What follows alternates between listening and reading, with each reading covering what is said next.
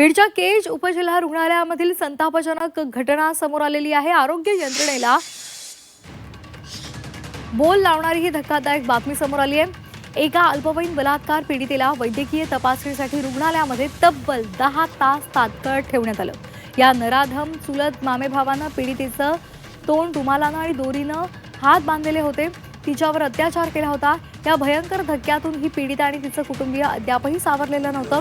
तर न्यायासाठी त्यांनी रात्री 9 वाजता केज पोलीस ठाणे गाठलं, पण इथे सुद्धा पहाटे 5 वाजेपर्यंत त्यांना तिथेच जागून काढावी लागली।